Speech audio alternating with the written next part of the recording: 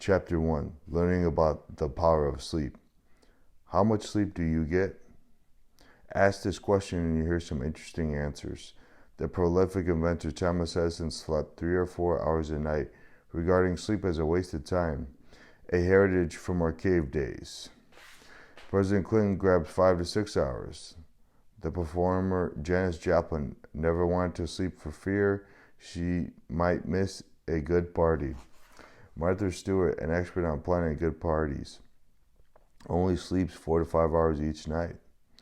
The comedian Jay Leno manages 5 hours, and the millions of Americans who stay up to watch his late night TV show won't get much more. Then there are those at the other end of the sleep length spectrum. Albert Einstein claimed he needed 10 hours of sleep to function well. President Calvin Coolidge demanded 11. Nighttime sleep wasn't adequate for Presidents Lyndon Johnson and Ronald Reagan and Prime Minister Winston Churchill. They took naps, and incidentally so did Edison. As Reagan half-jokingly remarked to members of the press, "No matter what time it is, wake me up, even if it's in the middle of a cabinet meeting." Ask Grandma her expert opinion, and you'll get an earful of advice on sleep needs and strategies. Everybody needs a good 8 hours of sleep. A heavy meal makes you sleepy. Snacks before bedtime aren't good for you. Sleep before midnight is best. Early to bed, early to rise makes a man healthy, wealthy, and wise. Older people need less sleep. Just a friendly warning. Grandmother psychology is sometimes on target, but not always. Since everybody on Earth sleeps at least once every 24 hours, we should all be experts. Knowledge about sleep, just like knowledge about nutrition and exercise, is essential to your life for happiness, productivity, and general health. Everyone should know exactly how much sleep he or she requires to feel wide awake, dynamic, and energetic all day long.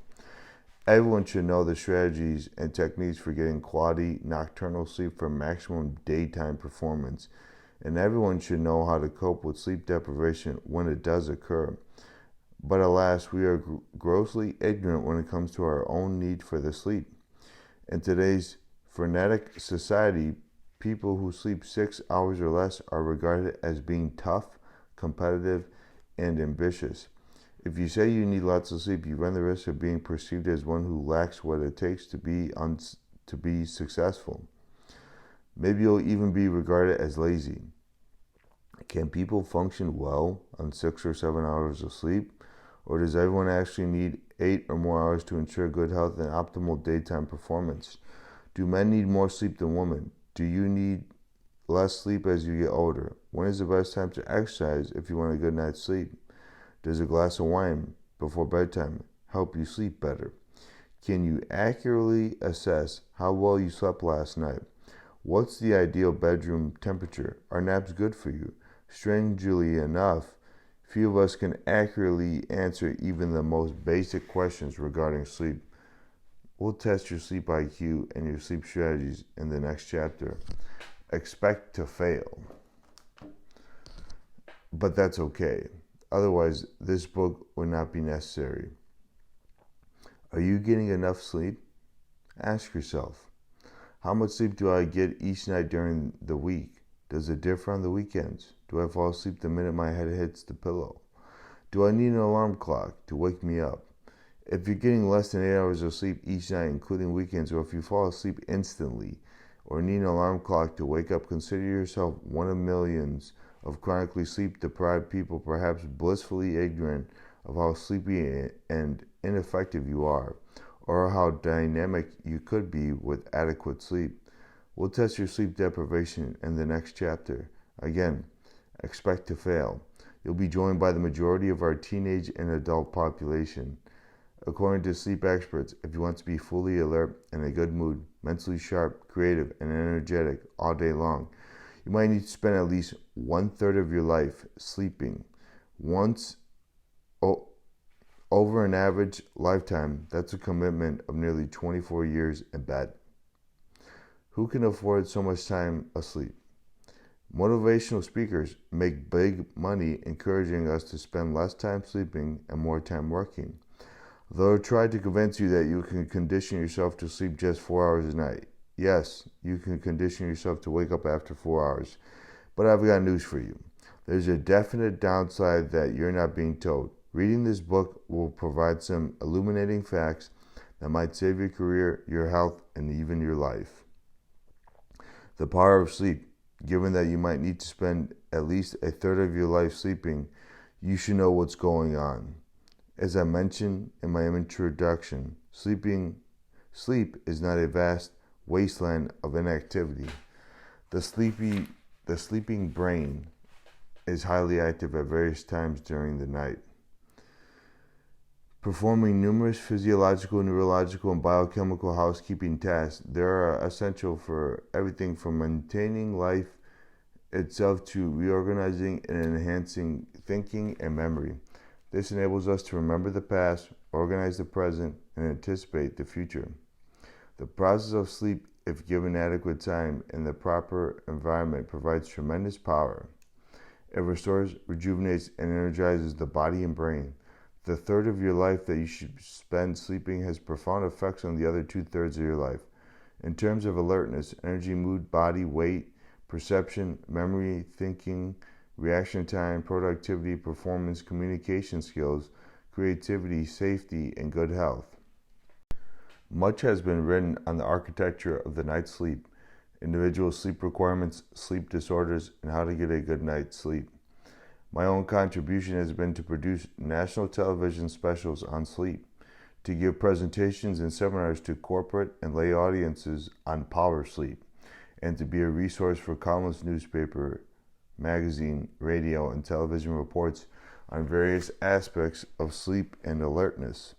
My Cornell psychology class has grown over 3 decades from 250 students to over 1,500 each semester, the largest single university live lecture course in the world. Devoting a considerable amount of time to lectures on sleep has undoubtedly contributed to the course's popularity. Most of my audiences outside the classroom consist of busy business executives and professionals who are highly motivated to succeed in all aspects of life. They want to be efficient and effective and not coincidentally healthy and alert. They know they are often tired, but sleep has a low priority in their hectic schedules. There just isn't time. There are not enough hours in the day. That's life. There is a better way. If you understand exactly what the brain accomplishes during various stages of a night's sleep and what your individual sleep requirement is, you're in a position to become a very different person. People who learn about sleep come to value sleep and adopt better sleep habits. After a few weeks, they discover, perhaps for the first time, what it really feels like to be fully alert all day long. Their increased efficiency gives them enough hours in the day to work and to play. They become better spouses, better parents, and better in their careers. They become more energetic, healthier, more successful, and happier with their lives. That's life as it should be. Enthusiastic students, business executives, healthcare providers, and other professionals who have heard my presentations have urged me to share with others the exciting new findings regarding the sleeping brain and its functions. They encouraged me to write a book that would help people understand and take full advantage of the power of sleep, with all its restorative and mind-enhancing properties.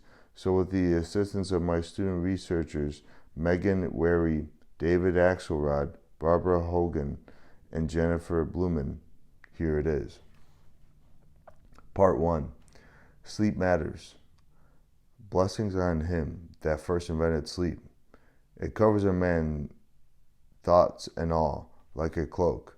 It is meat for the hungry, drink for the thirsty, heat for the cold, and cold for the hot. It is the current coin that purchases cheaply all the pleasures of the world, and the balance that sets even king and shepherd, fool and sage. Cervantes, Don Quixote. Brain scientists have been able to prove that sleep is not a passive state, but rather an elaborate activity with its own positive functions. This book is devoted to the significant body of new research that demonstrates how profoundly sleep affects the quality of our life.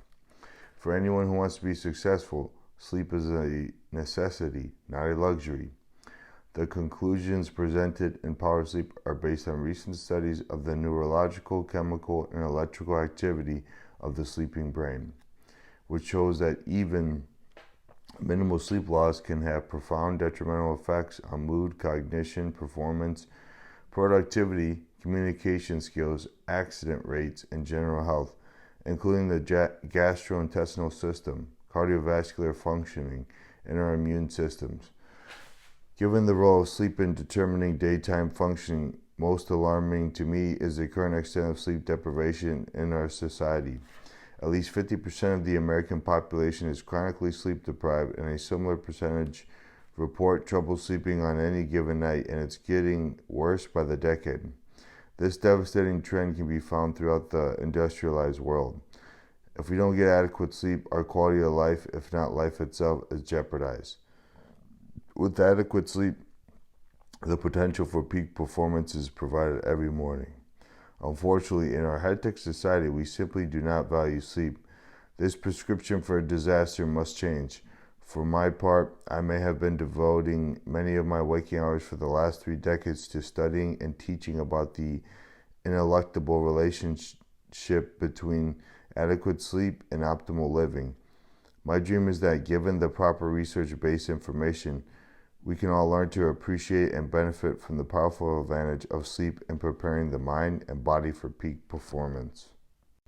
Seeing firsthand the complexity of the sleeper's journey through the night and intrigued by Bill Dement's fascinating experiments, I changed my opinion of sleep and began to ponder the same questions posed by dedicated sleep researchers. Why not let the brain coast in neutral to provide a period of maximal rest? Do the different brain stages and rhythms of sleep determine how you think, remember, plan, perform, and feel during the other 2/3 of your life when you're awake? If so, how much sleep do you need to function optimally? Answers to these fundamental questions are important for everyone who lies down at least once every 24 hours and who wants to lead a successful life. So I began reading the sleep literature in depth. The 1953 discovery by Eugene Aserinsky that rapid eye movements and specific changes in brainwave activity signaled the likelihood that dreaming was occurring gave us a key to unlocking the cognitive mysteries of the night and stimulated research on all aspects of sleep. Within the last 4 decades, sleep research has gone from being practically non-existent to occupying the full attention of more than 1,000 physiologists, psychologists, and physicians, including me. I became absorbed in the mainstream of sleep research that now pours forth at a prodigious rate. The rhythmic pattern of sleep and dreaming repeated itself every 90 minutes throughout the night. There were periods of movement and periods of quiescence, periods of dreaming and periods of total unconsciousness, as well as dramatic changes in body temperature, respiration, heart rate, and in genital activity. Observing an all-night sleep recording session was an awakening for me. Before this night, I had regarded sleep as a waste of time, little more than a dull, monotonous period of unconscious inactivity, occasionally punctuated by a dream, usually forgotten by breakfast time. Introduction. Someone once defined a professor as one who talks and other people sleep. I compound the situation. I lecture about sleep. For 34 years, I've had the pleasure of teaching in the introductory psychology course at Cornell University. Undergraduates are among the most sleep-deprived members of the population, so it's not surprising that the topic of sleep would hold a particular fascination for those awake enough to listen. Although we spend nearly 1/3 of our lives sleeping, most people know very little about the incredibly varied activity that occurs during the course of each night and its effect on the quality of life. I too was one of the uninformed until 1969, when I ventured to make a short film on a scientist-physician who was able to detect and capture dreams as they occur during sleep. Filming the work of the pioneer sleep researcher Dr. William C. Dement director of the sleep laboratory at Stanford University, changed the direction of my own professional career. It took only one night, 30 years ago, to hook me for good. It was 1:30 a.m. At midnight, a college student went to bed in the sleep lab with several electrodes taped to his face and scalp. A polygraph machine continuously recorded the sleeper's eye movements and brain waves. The machine's pens sketching a physiological symphony of the night on a paper trail that would be a mile long by morning. Before the student fell asleep, his brainwaves had been fast. The polygraph pens moved vigorously.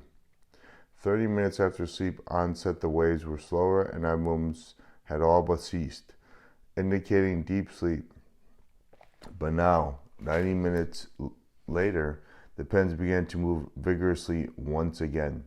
The sleeper's brain was very active and his eyes were darting back and forth as if scanning the environment. Was he awake? Definitely not. The researcher aroused his volunteer and asked, "What was going through your mind just now?" The first of the night's several dreams was duly reported. Power Sleep, the revolutionary program that prepares your mind for peak performance, by Dr. James B. Moss.